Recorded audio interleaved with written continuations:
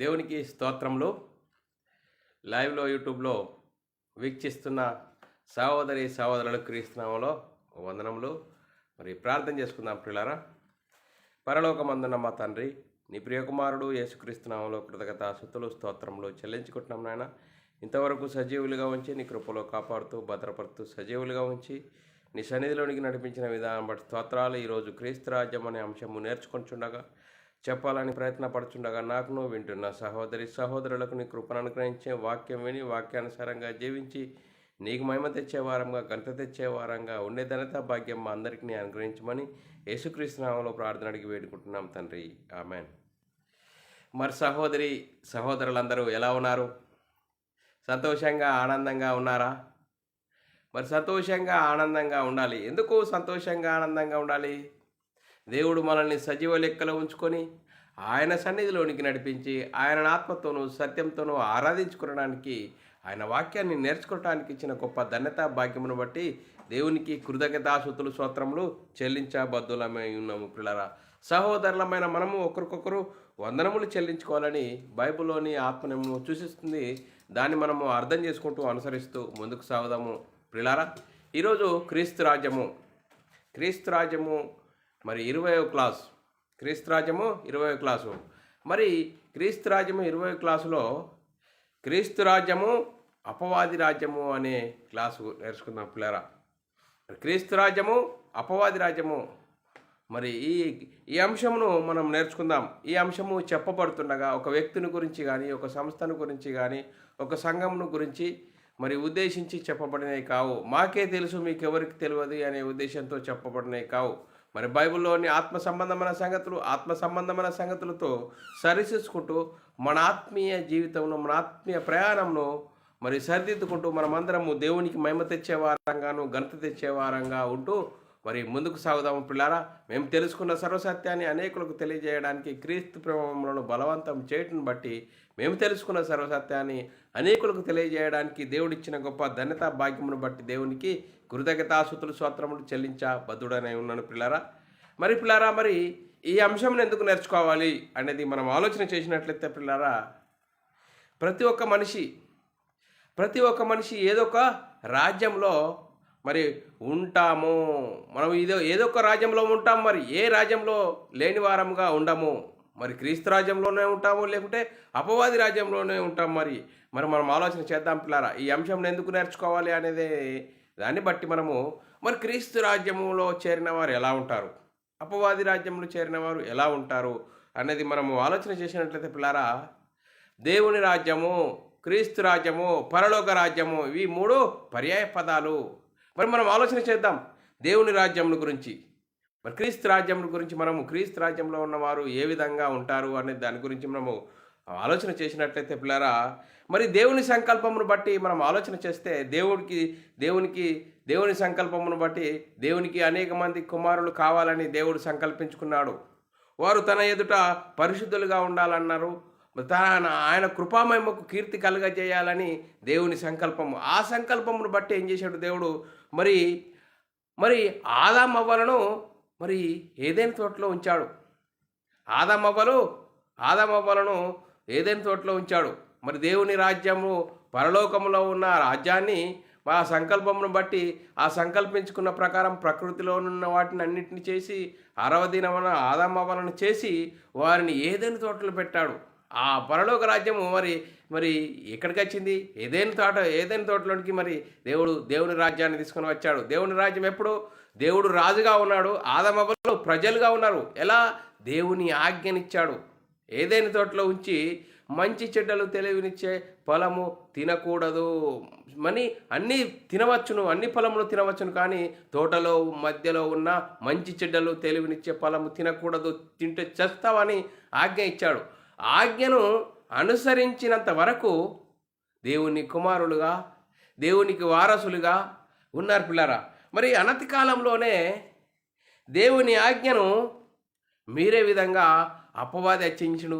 అవ్వను ఆవహించి, ఇది నిజమా, దేవుడు ఈ ఫలములు తినకూడదని చెప్పినా అంటే అవును చెప్పాడు, తింటే చేస్తారని అవ్వ చెప్పేసింది. మరి ఆజ్ఞను అతిక్రమించే విధంగా ఆ సాతాను చేసి మరి అవ్వను అవ్వ ఆ పండును తిన్నది, ఆ పండును తిని ఆదాంకి ఇచ్చింది. వీరిరువురు మరి దేవుని ఆజ్ఞను అతిక్రమించేసారు, దేవుని రాజ్యంలో నుంచి అపవాది రాజ్యంలోనికి చేరుకున్నారు పిల్లలు. మరి దేవుడు గొప్ప సంకల్పం కలిగి ఉన్నాడు. ఆ సంకల్పంను జ్ఞాపకం చేసుకొని అబ్రాహాంకు దేవుడు వాగ్దానం ఇచ్చాడు. ఆ వాగ్దాన సంతానం ఎవరంటే యేసుక్రీస్తు. మరి యేసుక్రీస్తు రావాలంటే ఏం చేశాడు? అబ్రాహాముకు సంతానమైన ఇస్సాకు ఇస్సాకును కని ఆ ఇస్సాకుకు పుట్టిన మరి యాకోబుకు పుట్టిన 12 మంది గోత్రంలో ఉన్నవారు మరి ఇజ్రాయెల్లో యేసుక్రీస్తు పుట్టాలి కాబట్టి మరి ఇజ్రాయెల్ను దేవుడు ఒకనాడు దేవుని ప్రజలుగా దేవుడు ఏర్పరచుకున్నాడు. వారికి ధర్మశాస్త్రం ఇచ్చాడు. మరి ధర్మశాస్త్రం అనుసరిస్తే నీతిమంతులు అవుతారు, అతిక్రమించే శాపగ్రస్తులు అవుతారు. మరి ధర్మశాస్త్రం ఎందుకు ఇవ్వబడ్డది? మరి యేసుక్రీస్తు వచ్చేంత వరకు అతిక్రమాలు జరుగుతున్నాయి కాబట్టి అతిక్రమాలు నివారింపజేయడానికి కోసము ఒకనాడు దేవుని జనాంగమైన ఇజ్రాయేళ్లకు ధర్మశాస్త్రం ఇచ్చాడు. ఆ ధర్మశాస్త్రము అనుసరిస్తే నీతిమంతులు అవుతారు, అతిక్రమించే శాపగ్రస్తులు అవుతారు. మరి ధర్మశాస్త్రం అనుసరించారా, అతిక్రమించారంటే ధర్మశాస్త్రం అతిక్రమించారు. మరి కాలం పరిపూర్ణమైనప్పుడు దేవుడు తన సొంత కుమారుని పంపాడు. ఎందుకు? ఏ ఒక్కరు నీతిమంతుడు లేరు దేవుడు అనుగ్రహించి మహిమను పొందలేక పాపం చేసినందున అని బైబిల్ గ్రంథంలో రాయబడ్డది. అందుకోసమే కాలము పరిపూర్ణమైనప్పుడు అబ్రాహాముకు ఆ వాగ్దాన సంతానమైన యేసుక్రీస్తు ఆ కాలం పరిపూర్ణమైనప్పుడు దేవుడు తన సొంత కుమారుని పంపి ఆయన శరీరమందు పాపమునకు శిక్ష విధించెను. చూడండి, ధర్మశాస్త్రం అందరినీ పాపంలో బంధించిన వారిని విడిపించడానికి యేసుక్రీస్తు ఈ లోకానికి వచ్చి ధర్మశాస్త్ర కాలంలో వచ్చాడు, ధర్మశాస్త్రంకు లోపడ్డాడు, ధర్మశాస్త్రం అనుసరించాడు, ధర్మశాస్త్రాన్ని శిలువలో కొట్టివేశాడు. చూడండి, దేవుని చిత్తాన్ని నెరవేర్చాడు. యేసుక్రీస్తు శిలువలో మరణించాడు, సమాధి చేపట్టాడు, 3వ రోజున తిరిగి లేచి పరలోకానికి వెళ్ళి పరలోకంలో పరిశుద్ధాత్మను పంపిస్తే ఆ పరిశుద్ధాత్మను పొందుకున్న 12 మంది యేసుక్రీస్తు మరణ సమాధి పునరుద్ధానం గురించి సువార్తను ప్రకటించారు. ఆ సువార్తను ప్రకటించడం ద్వారా మరి ఏమంటారు? అయ్యలారా, సహోదరులారా, మేమేమి చేతుము? చూడండి, మరి మేమేమి చేతుమంటే ప్రతివాడు మారు మనసు పొంది పాప క్షమాపణ ప్రతివాడు యేసుక్రీస్తు నామములో బాప్తిసం పొందాలి. అప్పుడు క్రీస్తు మహిమను ధరించుకుంటావు, క్రీస్తు రాజ్యంలో చేర్చబడతావు. ఇది క్రీస్తు రాజ్యంలో ఉన్నవారు. మరి క్రీస్తు రాజ్యంలో చేర్చిన మనము ఏమని పాటలు పాడుతున్నాము? క్రీస్తు సంఘంలో చేర్చబడిన మనము, యేసుక్రీస్తు దేవుని కుమారుడు, యేసుక్రీస్తు ప్రభు అని విశ్వసించి యేసుక్రీస్తు నామములో బాప్తిసం పొందిన మనము, క్రీస్తు రాజ్యంలో చేర్చబడిన మనము యేసు రాజుగా వచ్చుచున్నాడు భూలోకమంతా. మరి ఈ పాటలు పాడడము ఎంతవరకు సబబు? ఇది కరెక్టేనా? ఇది లేఖనానుసారమా? ఆలోచన చేయాలి పిల్లారా. మరి సాతాను ఏ విధంగా మనల్ని మభ్యపెడుతున్నాడు అనే విధంగా మనము లేఖనాలను నేర్చుకుందాం పిల్లారా. అందుకోసమే మరి పిల్లారా మనం ఆలోచన చేసినట్లయితే మరి అపవాది రాజ్యం గురించి మనం ఆలోచన చేద్దాం పిల్లారా. మరి అపవాది వాడు ఏం చేద్దాం? అపవాది రాజ్యం గురించి మనం ఆలోచన చేసినట్లయితే క్రీస్తు రాజ్యం గురించి మనం నేర్చుకున్నాం. ఇప్పుడు అపవాది రాజ్యం గురించి మనం ఆలోచన చేసినట్లయితే మరి దేవుని సంకల్పమును బట్టి దేవునికి అనేక మంది కుమారులు కావాలని ఆ సంకల్పం వాడు ఏం చేయడు? ప్రధాన దూతగా ఉన్నప్పుడు దేవుని సంకల్పాన్ని వాడు ఏం చేయడు? విస్మరించాడు. వీరికి ఈయన పిల్లలు కావాలట, వీళ్ళకు కూడా మేము సేవ చేయాలట, మేము కుమారులం కామా అని ఏం చేసాడు? వాడు తనకు తాను గర్వించుకున్నాడు. దేవుని సింహాసనం కంటే మరి హెచ్చించుకుని ఏం చేసాడు? చూడండి పిల్లరా, దేవుని సింహాసనంకు పైగా హెచ్చించుకొని ఉత్తర దిక్కున సభాపర్వతంలో కూర్చుండాలనుకున్నాడు. చూడండి పిల్లరా, మేఘమండలం మీద కెక్కుదును, మహోన్నతునిగా నన్ను నేను సమానునిగా చేసుకుందునని నీవు నీ మనసులో అనుకుంటివి. చూడండి, వాడి మనసులో అనుకున్నాగానే వేసాడు. మరి దేవుడు మరి పరలోకంలోనే వాడిని మరి పాతాళంలో బంధించాడు. వాడి కోసం పాతాళం చేసి పాతాళంలో బంధించాడు. మరి చూడండి, సాతాను రాజ్యం ఎక్కడ ఏర్పరచబడ్డది? పరలోకంలోనే ఏర్పరచబడ్డది పిల్లరా. మరి సాతాను రాజ్యము పరలోకంలోనే మరి ఏర్పరచబడ్డది. చూడండి, నీవు పాతాళమునకు నరకంలో ఒక మూలకు తోసివేయబడితివి. చూడండి, మరి చూడండి, మరి భూమి మీద ఆదమవ్వల కాలంలో సాతానుకు కొంచెం కాలం విడిచిపెట్టబడ్డది. వాడి రాజ్యాన్ని భూమి మీద ఏం చేసాడు? స్థాపింపచేస్తున్నాడు. వాడి రాజ్యంలో ప్రవేశించిన వారిని ఆలోచిస్తే ఆదామవ్వలను ఆవహించాడు, వాని రాజ్యంలో చేర్చుకున్నాడు. చూడండి, వాని రాజ్యం భూమి మీద విస్తరింపజేస్తున్నాడు. చూడండి ప్రియులారా, విస్తరింపజేస్తూ చూడండి ప్రియులారా, మరి వాడు పరిశుద్ధుల మీద నేరం మోపాలని మరి యేసుక్రీస్తు శిలువ మరణం పొందక మునుపు వాడు పరలోకానికి వెళ్తున్నాడు, వస్తున్నాడు. పరిశుద్ధుల మీదట మరి వాడు ఏం చేస్తున్నాడు? పరిశుద్ధుల మీద నేరం మోపుతున్నాడు. యేసుక్రీస్తు ఎప్పుడైతే శిలువ మరణం పొందాడో, శిలువ మరణం పొంది మరణించి సమాధి చేసి 3వ రోజున తిరిగి లేచాడో, అప్పుడు మరి వాడికి మరి పరలోకంలో యుద్ధం జరిగింది. మికాయేలుతో యుద్ధం జరిగింది. అంతటా పరలోకమందు యుద్ధం జరిగిన మికాయేలు అతని దూతలు ఆ ఘట సర్పంతో యుద్ధం చేసిరి. చూడండి పరా, ఆ ఘట సర్పము దాని దూతలు యుద్ధం చేసిరి కానీ వాడు గెలవలేకపోయాను. పరలోకమందు వారికి స్థలం లేకపోయాను. కాగా సర్వలోకమును మోసపుచ్చుచు అపవాదనియు సాతాననియు పేరు గల ఘట సర్పాన్ని పడదోయబడెను. అది భూమి మీద పడదోయబడెను. చూడండి పరా, వాడి దూతలు పడదోయబడి. చూడు, అందుకోసమే పరలోకంలో వెళ్ళి వచ్చేవాడు. కానీ యేసుక్రీస్తు మరణ సమాధి పునర్ధానం వరకు వాడు వెళ్ళి వచ్చాడు. యేసుక్రీస్తు మరణ పునర్ధానంలో పరలోకంలో యుద్ధం జరిగింది. ఆ యుద్ధంలో వాడు గెలవలేకపోయాడు. భూమి మీద తోసివేయబడ్డాడు. తోసివేయబడితే వాడి రాజ్యాన్ని భూమి మీద విస్తరింపజేస్తున్నాడు. ఎలా విస్తరింపజేస్తున్నాడంటే వాక్యాన్ని కలిపి చెరిపి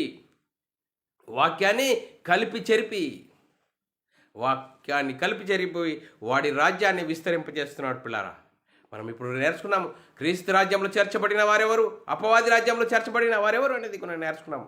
మనం లేఖనానుసారంగా చూసుకుందాం పిల్లారా. మరి క్రీస్తు రాజ్యము, దేవుని రాజ్యము గురించి మనము లేఖనానుసారంగా చూసుకున్నట్టయితే ఆ దేవుని రాజ్యము, క్రీస్తు రాజ్యము, పరలోక రాజ్యం గురించి వెలుగు సంబంధమైన వారి రాజ్యం గురించి మనము ఆలోచన చేసినట్టయితే పిల్లారా, మనము మరి మత్తయి సువార్త 28వ అధ్యాయము 18-19 వచనాల్లో యేసుక్రీస్తు ఏమని చెప్తున్నాడు? భూమి మీద నాకు సర్వాధికారం ఇవ్వబడి ఉన్నది. భూమి మీద నాకు సర్వాధికారం ఇవ్వబడ్డది. చూడండి పిల్లారా, యేసుక్రీస్తు సర్వాధికారం ఎప్పుడు పొందుకున్నాడు? ధర్మశాస్త్రాన్ని శిలువలో కొట్టివేసి మరణించి సమాధి చేసి పరలోకానికి వెళ్ళి పరలోకంలో పరిశుద్ధాత్మను పంపితే పరిశుద్ధాత్మ పొందుకున్న 12 మంది యేసుక్రీస్తు మరణ సమాధిని గురించి సువార్తను ప్రకటించారు. మరి యేసుక్రీస్తు మరణించి తిరిగి లేచిన తర్వాత ఏం చేయను? భూమి మీద నాకు సర్వాధికారం ఇవ్వబడ్డది. అందుకోసం మీరు వెళ్ళి సమస్త జనులను శిష్యులుగా చేయుడి అన్నట్టు పిల్లారా. మరి పిల్లలు మనం ఆలోచన చేసినట్లయితే దేవుడు ఆయన అధికంగా ఆయనను హెచ్చించాడు. ప్రతి నామమునకు పైనామమును ఆయనకు అనుగ్రహించాడు. యేసుక్రీస్తుకు క్రీస్తు రాజ్యం అంటే చూడండి పిల్లరా, మనం ఆలోచన చేద్దాం. ఫిలిప్పీయుల రాసిన పత్రిక 2వ అధ్యాయం 8-9 వచనాల్లో చాలా చక్కరబడ్డది. మరియు ఆయన ఆకారమందు మనుషుడుగా కనబడి మరణం పొందినంతగా, అనగా శిలువ మరణం పొందినంతగా విధేయత చూపిన వాడై తను తాను తగ్గించుకుని అవిధేయత చేత పరలోకమందున్న వారిలో కానీ, భూమి మీద ఉన్న వారిలో కానీ, భూమి కింద ఉన్న వారిలో కానీ ప్రతి వాని మోకాలు యేసునామమున వంగునట్లు, ప్రతి వాని నాలుక తండ్రి అయిన దేవుని మహిమార్థమై యేసు ప్రభు అని ఒప్పుకున్నట్టు దేవుడు ఆయనను అధికంగా హెచ్చించి ప్రతి నామమునకు పైనామమును ఆయనకు అనుగ్రహించెను. యేసుక్రీస్తు రాజ్యము ఎలా అనుగ్రహించబడ్డది? 3 లోకాల్లో మరి ఆయన రాజ్య పరిపాలన చేస్తున్నాడు ఇప్పుడు. చూడండి, మరి మనము క్రీస్తు రాజ్యంలో చేర్చబడిన వారు ఎవరు? క్రీస్తు రాజ్యంలో చేర్చబడిన వారు ఏ విధంగా మరి అంగీకరించాలి అంటే చూడండి పిల్లరా, మరి మనము అదేమనగా నీ నోటితో యేసు ప్రభు అని ఒప్పుకొని సువార్తను విన్న తర్వాత, సువార్త విని హృదయంలో పశ్చాత్తాపం కలిగి మారు మనసు పొంది యేసుక్రీస్తు దేవుని కుమారుడు, యేసుక్రీస్తు ప్రభు అని నోటితో ఒప్పుకున్నప్పుడు చూడండి పిల్లరా, రోమీయుల రాసిన పత్రిక 10వ అధ్యాయము 8-9 వచనాల్లో చాలా చక్కరబడేది. అదేమని చెప్పుచున్నది, వాక్యము నీ యొద్దను నీ నోటను నీ హృదయంలో ఉన్నది, అది మేము ప్రకటించు విశ్వాస వాక్యమే. అదేమనగా యేసు ప్రభు అని నీ నోటితో ఒప్పుకొని దేవుడు మృతులలో నుండి ఆయనను లేపినని నీ హృదయమందు విశ్వసించిన యెడల నీవు రక్షింపబడదువు. చూడండి, నువ్వు ఎప్పుడు రక్షింపబడతావు? ఎప్పుడు క్రీస్తు రాజ్యంలో చేర్చబడతావు? సువార్తను విని సువార్త ద్వారా హృదయంలో పశ్చాత్తాపం కలిగి మారు మనసు పొంది క్షమాపణ నిమిత్తం యేసుక్రీస్తు నామములో బాప్తిసం పొందడం ద్వారా క్రీస్తు రాజ్యంలో చేర్చబడతావు. ఇంకా క్రీస్తు రాజ్యంలో చేర్చబడిన నీవు ఇంకా భ్రమలో సాతాను ఏ విధంగా యేసు రాజుగా వచ్చుచున్నాడు అనే పాటలు పాడే విధంగా నిన్ను భ్రమపరుస్తున్నాడు. చూడండి పిల్లలు, ఏ విధంగా భ్రమపరుస్తున్నాడు చూడండి పిల్లలు సాతాను మనల్ని. క్రీస్తు రాజ్యంలో చేర్చబడిన వారు మనం ఎవరము? ఎలా ఉండాలి, మన మహిమేంటి చెప్పరా? మనం ఆలోచన చేసినట్లయితే అపొస్తలుల కార్యం 2వ అధ్యాయం 36వ వచనంలో రాయబడిన లేఖనం చదువుకున్నట్లయితే, మీరు సిలువ వేసిన ఈ యేసునే దేవుడు ప్రభువుగాను క్రీస్తుగాను నియమించను, ఇది ఇజ్రాయేలు వంశమంతయు రుటిగా తెలుసుకొని వలను. చూడండి, మీరు సిలువకు అప్పగించారు, కానీ దేవుడు ఆయనను ప్రభుగాను క్రీస్తుగాను నియమించాడు, ఇది ఇజ్రాయేల్ వంశమంతయు రుటిగా తెలుసుకొని వలను. యేసుక్రీస్తు ఎవరు? యేసుక్రీస్తు దేవుని కుమారుడు, యేసుక్రీస్తు ప్రభు. చూడండి, అలా ఒప్పుకొని సంఘంలో చేర్చబడిన వారు, క్రీస్తు రాజ్యంలో చేర్చబడిన వారు, ఇంకా మళ్ళా అలా చేర్చబడి కూడా యేసు రాజుగా వచ్చేస్తున్నాడని పాటలు పాడే విధంగా సాతాను ఏ విధంగా మనల్ని మభ్య పెడుతున్నాడు చూడండి పిల్లారా. ఇంకా మనం ఆలోచన చేద్దాం పిల్లారా. అపొస్తలుల కార్యం 10వ అధ్యాయం 36వ వచనంలో, యేసు ప్రభు, యేసుక్రీస్తు అందరికీ ప్రభువు, ఆయన ద్వారా దేవుడు సమాధానకరమైన సువార్తను ప్రకటించి ఇజ్రాయేలులకు పంపిన వర్తమానం మీరు ఎరుగుదురు. చూడండి, యేసుక్రీస్తు అందరికీ ప్రభువు. ఎవరికి ప్రభువు? యేసుక్రీస్తు దేవుని కుమారుడు, యేసుక్రీస్తు ప్రభు అని విశ్వసించి ఆ సువార్తను విని హృదయంలో పశ్చాత్తాపం కలిగి మారుమనసు పొంది పాపక్షమాపణ ప్రతివాడు యేసుక్రీస్తు నామములో బాప్తిసం పొందినవారు క్రీస్తు రాజ్యంలో చేర్చబడతారని లేఖనం చెప్తుంది పిల్లారా. అంతేకాదు అపొస్తలుల కార్యం 5వ అధ్యాయం 31వ వచనంలో, ఇజ్రాయేలునకును మారు మనసు పాపక్షమాపణ దయచేయుటకు దేవుడు ఆయనను అధిపతిగాను రక్షకునిగాను చూడు తన దక్షిణాస్త బలం చేత హెచ్చించి ఉన్నాడు. దేవుడు హెచ్చించి ఉన్నాడు. అందుకోసమే పిల్లారా, క్రీస్తు వాక్యం మీలో సమృద్ధిగా నివసింపనీయుడి. అప్పుడు నువ్వు క్రీస్తు రాజ్యంలో చేర్చబడినట్లుగా నువ్వు అనుభవిస్తావు, ఆ అనుభూతి కలిగి ఉంటావు. కొలస్సీలకు రాసిన పత్రిక 3వ అధ్యాయం 16వ వచనంలో, సంగీతములతోనూ కీర్తనలతోనూ ఆత్మ సంబంధమైన పద్యములతోనూ ఒకరికొకడు బోధించుచు బుద్ధి చెప్పుచు కృపాసహితంగా మీ హృదయంలో దేవుని గురించిన గానము చేయుచు సమస్త విధములైన జ్ఞానంతోనూ క్రీస్తు వాక్యం మీలో సమృద్ధిగా నివసింపనీయుడి. క్రీస్తు వాక్యం మనలో సమృద్ధిగా నివసించుచినప్పుడు క్రీస్తు రాజ్యంలో ఉన్నట్లుగా ఆ అనుభూతిలో మరి ఉంటాము. అందుకోసమే మొదటి పేతురు రాసిన పత్రిక 3వ అధ్యాయం 15-16 వచనాలు చూడరాబడి, నిర్మలమైన మనస్సాక్షి కలిగిన వారై మీలో ఉన్న నిరీక్షణ గురించి ఏతువాడు ప్రతి వానికి సాత్వికంతో భయంతో సమాధానం చెప్పుటకు ఎల్లప్పుడూ సిద్ధంగా ఉండండి. మీ హృదయాలను క్రీస్తు ప్రభుగా ప్రతిష్ఠించుకోండి. చూడు, ఏతువాడు ద్వారా యేసుక్రీస్తుని ఎందుకు నమ్ముకున్నావు? యేసుక్రీస్తుని ఎందుకు నమ్మంటే నా ఇష్టం అంటావా? అలా అనడం కాదు. యేసుక్రీస్తు ఎవరు, యేసుక్రీస్తు ఎందుకు వచ్చాడు, ఏం చేశాడు, అది చెప్పాలి. చూడండి, అది చెప్పి సాత్వికతో సమాధానం చెప్పుటకు ఎల్లప్పుడూ సిద్ధంగా ఉండాలని లేఖనాలు చెప్తున్నాయి. నా ఇష్టమని చెప్పడం కాదు, లేఖనాల ప్రకారంగా మన ఆత్మీయ జీవితం కట్టుకోవాలి. అప్పుడు నువ్వు క్రీస్తు రాజ్యంలో ఉన్నట్లుగా ఆ రుజువులు ఆ నువ్వు జీవించే విధానమును బట్టి అర్థమవుతుంది. చూడండి పిల్లలు, మనం ఆలోచన చేద్దాం. ఇంకా 16వ వచనము, అప్పుడు మీరు దేని విషయమై దుర్మార్గులని దూషింపబడుదురో దాని విషయమై క్రీస్తునందున్న మీ సత్ప్రవర్తన మీద అపనింద వేయువారు సిగ్గుపడుదురు. అలా నువ్వు క్రీస్తు రాజ్యంలో ఉన్నప్పుడు నువ్వు అనుకోగలిగి ప్రేమ కలిగి సాత్వికం కలిగి అవన్నీ ఉన్నప్పుడు ఎదుటి వారిని నిందించేవారు సిగ్గుపడతారట. చూడండి పిల్ల, మనం ఎలా ఉన్నాం, ఎలాంటి పరిస్థితుల్లో ఉన్నాం, మరి క్రీస్తు రాజ్యంలో ఉన్నవారు ఏ విధంగా ఉంటారు అనేది నేర్చుకున్నాం లేఖనాల ప్రకారంగా. క్రీస్తు రాజ్యంలో ఉన్నవారు ఎవరు? మరి ఆ సువార్తను విని సువార్త ద్వారా హృదయంలో పశ్చాత్తాపం కలిగి మారు మనసు పొంది పాపక్షమాపణ ప్రతి వారు యేసుక్రీస్తు నామములో బాప్తిసం పొందిన వారమును క్రీస్తు రాజ్యంలో చేర్చబడిన వారం అయినా ఇంకా క్రీస్తు రాజ్యంలో చేర్చబడిన మనం సరి అయిన అవగాహన లేక ఇంకా యేసు రాజుగా వచ్చుచున్నాడు, భూలోకమంతా తెలుసుకుంటారు అని పాటలు పాడుతున్నామంటే సాతాను ఏ విధంగా మనల్ని భ్రమ పెడుతున్నాడు. ఇంకా మరి మనం క్రీస్తు రాజ్యం గురించి మనం లేఖన ప్రకారంగా నేర్చుకున్నాం. అలాగే మరి అపవాది రాజ్యం గురించి కూడా లేఖనానుసారంగా నేర్చుకుందాం పిల్లలు. అపవాది రాజ్యంలో మరి ఉన్నవారు ఎవరు? చూడండి, మరి మనం ఆలోచన చేద్దాం. మరి ప్రతి మనిషి ఏదో ఒక రాజ్యంలో ఉండవలసిన అవసరం ఉన్నది. ఏదో ఒక రాజ్యంలో నువ్వు ఎలా ఉన్నావు అనేది లేఖనానుసారంగా చూసుకున్నప్పుడు అప్పుడు ఆ లేఖనాన్ని బట్టి అయ్యో నేను క్రీస్తు రాజ్యంలో ఉన్నాను, అయ్యో నేను అపవాది రాజ్యంలో ఉన్నాను అనే ఒక అనుభూతి నీకు కలుగుతుంది లేఖనం ప్రకారం. మరి అపవాది రాజ్యం గురించి మనం పరిశీలన చేద్దాం. అపవాది రాజ్యం గురించి మరి చూడండి, మరి అపోస్తలుడైన పౌలు గారు సౌలుగా ఉన్నప్పుడు మరి ఏ విధంగా అపవాది రాజ్యంలో నుంచి దేవుని రాజ్యంలోకి మరి అనేకులను తిప్పడానికి ఆయనను చీకటిలో నుండి వెలుగులోనికి సాతాను అధికారంలో నుండి దేవుని వైపునకు తిరిగడకు నేను పంపుచున్నాను అని చెప్తున్నాడు పిల్లరా. ఆ లేఖనం చదువుకుందాం పిల్లరా. అపోస్తలుల కార్యం 26 అధ్యాయం 16 నుంచి నీవు నన్ను చూసి ఉన్న సంగతిని గురించి ఓ యేసుక్రీస్తు, మరి యేసుక్రీస్తు పౌలు యేసుక్రీస్తును చూసిన సంగతిని గురించి నేను నీకు కనబడబో సంగతిని గురించి నిన్ను పరిచారకునిగా సాక్షినిగా నియమించుటకై కనబడి ఉన్నాను. నీవు లేచి నీ పాదములు మోపి నేను ఈ ప్రజల వలనను అన్యజనుల వలన హాని కలగకుండా నిన్ను కాపాడేదను.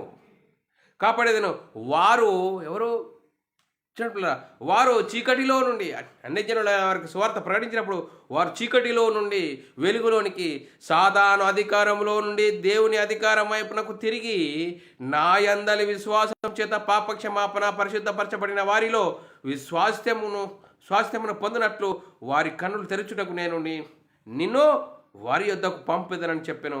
చూడండి, మరి సాతాను అధికారంలో ఉన్న వారి యొద్దకు, అపవాది రాజ్యంలో ఉన్న వారి యొద్దకు మరి పౌలు గారిని సువార్త ద్వారా పంపిస్తున్నాడు. నేను అన్యజనుల యొద్దకు పంపిస్తున్నాడు. అపవాది రాజ్యంలో ఉన్న వారి యొద్దకు నేను పంపిస్తున్నాను. వారి దేవుని చీకటిలో నుండి ఆశ్చర్యకరమైన తన వెలుగులోనికి పంపిన వారి గురించి ప్రకటించాలి. చూడండి మరి ఇంకా మరి యేసుక్రీస్తు జీవించిన కాలంలో మరి ఈ అపవాది రాజ్యం గురించి ఏ విధంగా మరి చెప్పాడు అనేది దాని లేఖనం చూసినట్లయితే, ఈ లోక రాజ్యములు వాటి మహిమ నా యొద్ద ఉన్నది, అది నేను ఎవరికి ఇయ్యగోరుదునో వారికి ఇత్తను అంటున్నాడు పిల్లరా. యేసుక్రీస్తు శరీరధారిగా ఉన్న కాలంలో అపవాది ఏమంటాడు, ఈ లోక రాజ్యముల మహిమ నా యొద్ద ఉన్నది, నేను ఎవరికి ఇయ్యగోరుదునో వారికి ఇస్తాను అంటున్నాడు పిల్లరా. చూడండి, అపవాది రాజ్యము ఈ లోక రాజ్యాలు ఎవరి హస్తగతంలో ఉన్నాయట? అపవాది రాజ్యంలో. చూడండి, అపవాది రాజ్యంలో మత్తయి సువార్త 4వ అధ్యాయం 5, 6, 7 వచనాల్లో చాలా చక్కగా పడ్డాయి. అంతటా అపవాది పరిశుద్ధ పట్టణమునకు ఆయనను యేసుక్రీస్తుని తీసుకొని పోయి కలిగి ఉన్నది ఏది లేకుండా కలగలేదో ఆ యేసుక్రీస్తును పట్టుకొని పోయి దేవాలయం శిఖరం మీద ఆయన నిలబెట్టి, నీవు దేవుని కుమారుడవైతే క్రిందికి దిగుమో, ఆయన నిన్ను గురించి దూతలకు ఆజ్ఞాపించి నీ పాదం ఎప్పుడు రాతికి తగలకుండా నేను చేతులతో ఎత్తుకు పట్టుకుందురని వ్రాయబడి ఉన్నదని చెప్పాను. అందుకు ప్రభు అయిన యేసు నీ దేవుని నీవు శోధింపవలదని మరి ఒక చోట వ్రాయబడి ఉన్నదని చెప్పాను.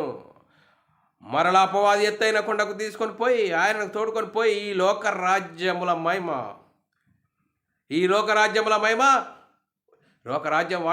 వాటి మహిమ ఆయనకు చూపించి నేను నీకు ఇస్తాను, నువ్వు నమస్కారం చెయ్యి అన్నది. చూడు, అపవాది రాజ్యం, ఈ లోక రాజ్యముల మహిమ ఎవరిదట? ఎవరి హస్తగతంలో ఉన్నది? అపవాది హస్తగతంలో ఉన్నది. అందుకోసమే మరి యేసుక్రీస్తు మరి ప్రస్తుత కాలంలో క్రైస్తవులు ఏ రాజ్యంలోనికి వస్తారు? ప్రస్తుతము క్రైస్తవులు ఏ రాజ్యంలో నుంచి ఏ రాజ్యంలోనికి వెళ్తారు అనేది మనం ఆలోచన చేసినట్లయితే పిల్లరా, కొలసీల రాసిన పత్రిక 1వ అధ్యాయం 13వ వచనంలో, ఆయన మనల్ని అంధకార సంబంధమైన అధికారం నుండి విడుదల చేసి, ఆయన మనలను అంధకార సంబంధమైన అధికారంలో నుండి విడుదల చేసి తాను ప్రేమించిన తన కుమారుని యొక్క రాజ్య నివాసులుగా చేసెను. ప్రస్తుతం అపవాది రాజ్యంలో నుంచి మరి సువార్తను విని హృదయంలో పశ్చాత్తాపం కలిగి మారుమనసు పొంది పాపక్షమాపణ ప్రతివాడు యేసుక్రీస్తు నామములో బాప్తిసం పొందడం ద్వారా అపవాది రాజ్యంలో నుంచి క్రీస్తు రాజ్యంలోకి చేరతావు. చూడండి, అపవాది రాజ్యము ఇప్పుడు ఉన్నది. అపవాది రాజ్యము విస్తరిస్తున్నది భూమి మీద. అపవాది రాజ్యము విస్తరిస్తున్నది. ఎలా విస్తరిస్తున్నట్టే, నేను భ్రమలో నడుపుతాడు. నువ్వు క్రైస్తవుడవే, నీకు దాకా పరలోకం ఎవరికి లేదని ఈ లోక సంబంధమైన మహిమలో నేను నడుపుతాడు. చూడండి, వాడు ఈ లోక రాజ్యముల మహిమ నాకు అప్పగింపబడి ఉన్నది అంటున్నాడు. ఎఫెసీయులకు రాసిన పత్రిక 2వ అధ్యాయం 1-2 వచనాలు చాలా చక్కరవాడు.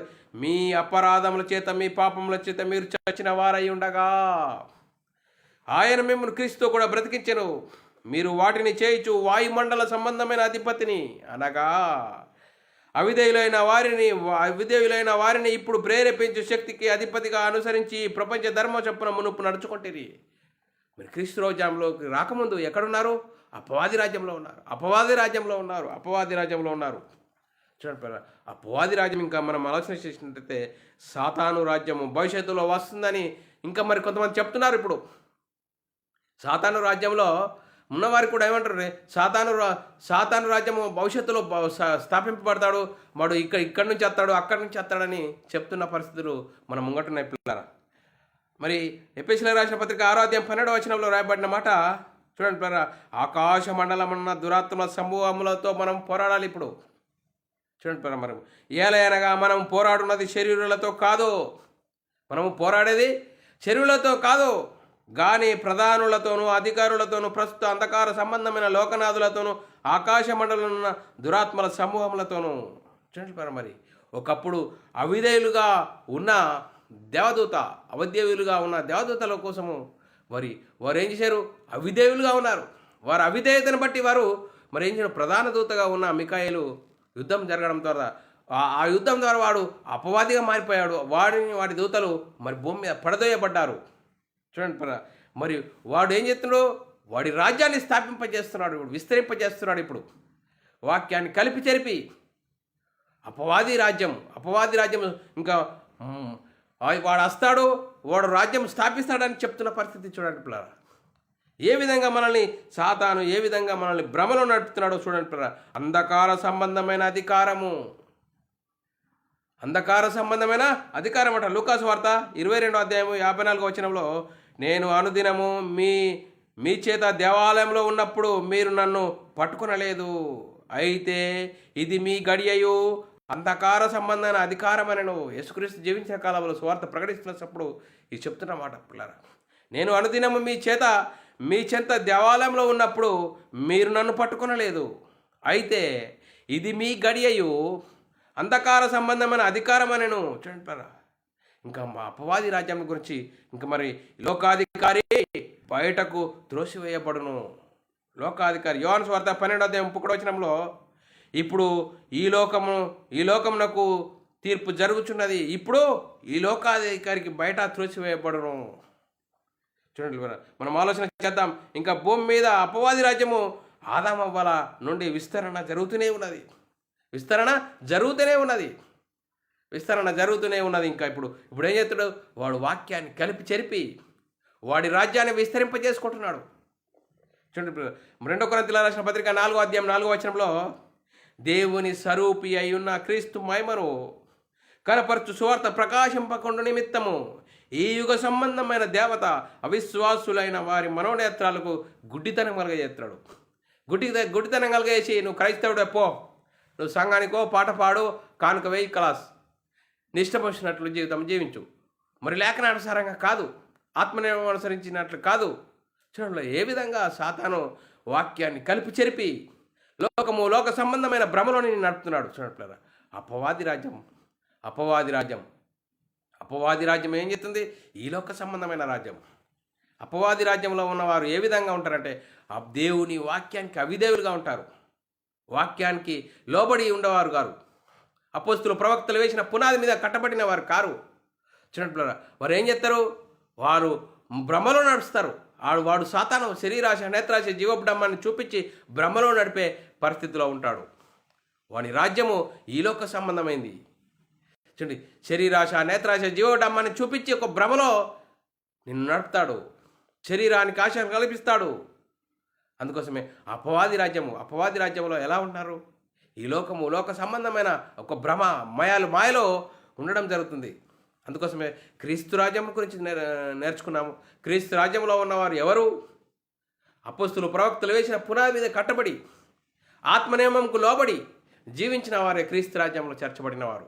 ఇంకా వారు క్రీస్తు రాజ్యంలో ఉండి కూడా యేసు రాజుగా వచ్చుచున్నాడంటే వారు సాతాను ఏ విధంగా వారిని భ్రమలో నడుపుతున్నాడు. యేసుక్రీస్తు వస్తాడు, ఇంకా త్వరలో క్రీస్తు రాజ్యం స్థాపిస్తాడని చెప్తున్న వారు ఉన్నారు కూడా. మరి అపవాది రాజ్యంలో ఉన్నవారు ఎవరు, వాడు ఈ లోకాధికారి, లోక సంబంధమైన వాటిని గురించి ఆశించి వాడి వలయలో ఉండి భ్రమలో నేను క్రైస్తవునే సంఘానికి వెళ్తున్నాను, పాట పాడుతున్నాను, మరి కానుక వేస్తున్నాను, నేను క్రైస్తవుడిని అని ఒక భ్రమలో నడిచేవాడు. చూడండి వాడు ఏ విధంగా శరీరాశ నేత్రాశ జీవబ్రహ్మాన్ని చూపెడతాడు. వాడి భ్రమలో నడితే వాడికి సిద్ధపరిచిన నరకము తప్పదు. మరి క్రీస్తు రాజ్యము లోబడి వాక్యానుసారంగా జీవిస్తే దేవుడు ఉండే పరలోక రాజ్యంలో చేరే గొప్ప ధన్యత మనకున్నది పిల్లలు. అందుకోసమే క్రీస్తు రాజ్యం 20వ క్లాసు నేర్చుకున్నాం. క్రీస్తు రాజ్యంలో మరి ఏ విధంగా క్రీస్తు రాజ్యంలో ఉన్నవారు ఏ విధంగా ఉంటారు, అపవాది రాజ్యంలో ఉన్నవారు ఏ విధంగా ఉంటారు. మరి క్రీస్తు రాజ్యంలో ఉంటి కూడా యేసు రాజుగా వచ్చుచున్నాడని పాటలు పాడుతున్నావా? మరి ఏ విధమైన సాతాను మనల్ని భ్రమలో పెడుతున్నాడు. అపొస్తలులు ప్రవక్తలు వేసిన పునాది మీద మనం కట్టబడ్డామా? అపొస్తలులు ప్రవక్తలు వేసిన పునాది ఏంటి? యేసుక్రీస్తు మరణ సమాధిని గురించి సువార్తను ప్రకటించారు. ఆ సువార్తకు లోబడి యేసుక్రీస్తు ప్రభు అని, యేసుక్రీస్తు దేవుని కుమారుడని విశ్వసించి యేసుక్రీస్తు నామములో బాప్తీసం పొంది లేఖనానుసారంగా జీవించేవారు.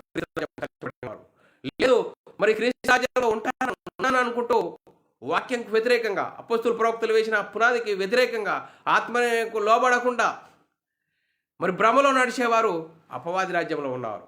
మరి అపవాది రాజ్యంలో ఉన్న వారికి నిత్య నరకము తప్పదని లేఖనం చెప్తుంది. క్రీస్తు రాజ్యంలో ఉన్నవారు నిత్య జీవానికి స్వతంత్రించుకుంటారని లేఖనం చెప్తుంది పిల్లారా. ఇంకా వచ్చే మరి క్లాసులో మరి క్రీస్తు రాజ్యంలో ఉన్నవారి లక్షణాలు ఏంటి, అపవాది రాజ్యంలో ఉన్నవారి లక్షణాలు ఏంటో మనము మరి వచ్చే క్లాస్లో నేర్చుకుందాం పిల్లారా. మరి ఇంతవరకు చెప్పబడిన లేఖనం ప్రతి ఒక్కరి హృదయంలో నీరు గట్టి ఫలింపజేయను గాక. ఆమేన్. అందరికీ వందనములు, దేవునికి స్తోత్రాలు. ప్రార్థన చేసుకుందాం పిల్లారా.